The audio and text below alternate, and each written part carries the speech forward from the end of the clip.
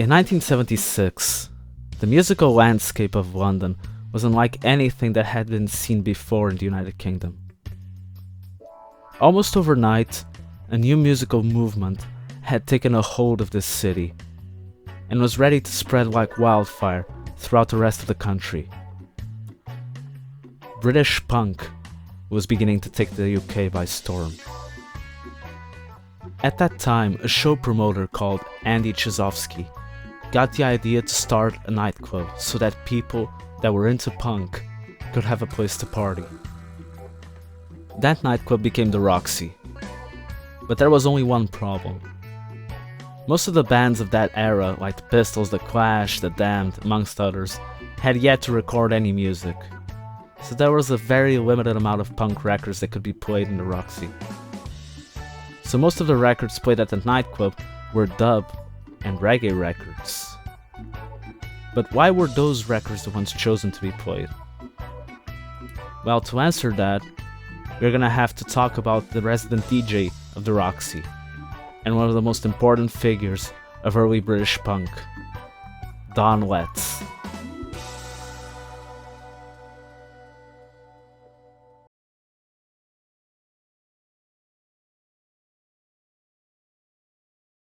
Don was born in 1956, the son of Jamaican immigrants. As a consequence, he was deeply inspired by the music coming from his parents' homeland. In the mid-70s, he started working as a shop assistant on a London clothing store named Acme Attractions on King's Road, started in the early 70s by John Crevine and Steve Rayner.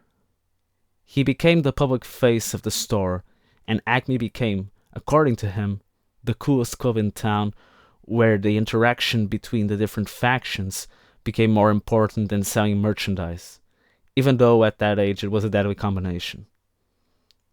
As a consequence, Acme was often frequented by members of the Clash, Blondie, the Pistols, and Chelsea, which would later on become Generation X, and was always packed with people. For the scene, it was more than a shop. It was a hangout, and in spite of it having sold clothes, its legacy doesn't really have much to do with them. Seeing the amount of people that gathered in Acme is what gave Andy Chizovsky the idea to start the Roxy. And after doing so, it was a no-brainer to get Don Letts to be the DJ for it. Yeah, I'd been around his house and seen how many records he owned. He had hundreds, if not thousands of them. So I suggested he became a DJ and play at the club, and he agreed. So that's how the man that brought reggae to the lives of most punks became the DJ of the largest punk nightclub. But why did punks take such a liking to reggae?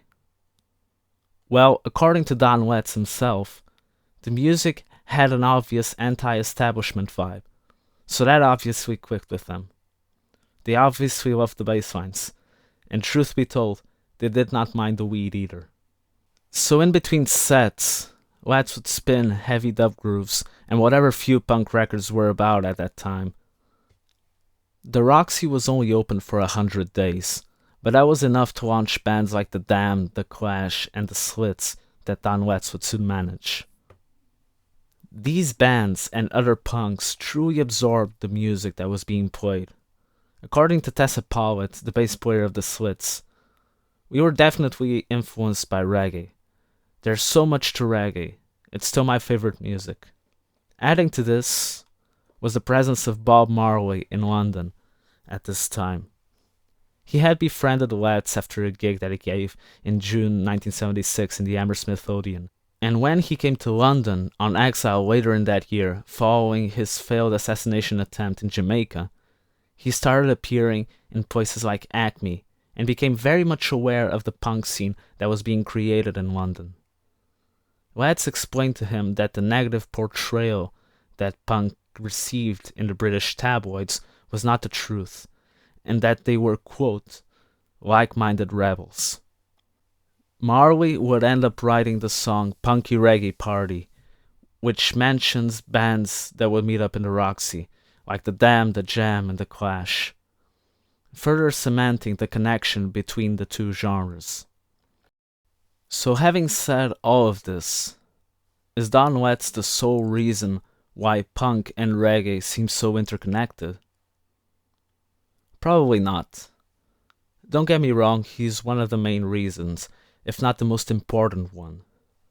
But one thing that cannot be ignored is that a great deal of punk musicians was already into reggae since they were kids. The most well-known example of this probably being Johnny Rotten, who got into them through skinheads. See, skinheads initially weren't representative of far-right movements. As a matter of fact, in the beginning, they were some of the biggest international fans of reggae. Pioneer reggae musicians like Stranger Cole even described skinheads as white people with black skin, stating that, "We thought of them as musical people. All of the skinheads are my friends, because they love ska music, and they are my first fans." And the idea that Wetz is not the main person responsible for this fusion is a reasoning that he also shares.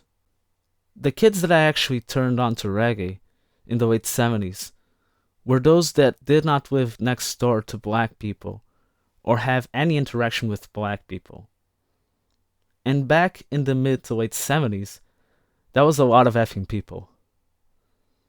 Every person who came out of the suburbs to the Roxy, and there was a lot of them, they'd never heard reggae before, and they're the ones I hipped to the sound.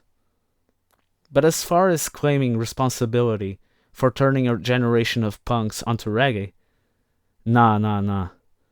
It ain't quite like that. It never is it? And those are the reasons why British punk and reggae are so interconnected. I know this video is a bit different from all of the other ones I've done in the past, but I've personally always found this connection between punk and reggae odd ever since I'd heard of it in the Punk Attitude documentary, which, funny enough, was directed by Don Wetz himself, and I highly recommend it to anyone that's interested in the early history of punk. A link for it will be in the description below. So I ended up going down this rabbit hole, and I had a lot of fun doing so, and I'm having a lot of fun sharing this with you guys. Anyway, thank you so much for watching. Don't forget to like and subscribe and all that stuff. My name is Joe Fiki Fiki, and I'll see you later with another video. Bye bye.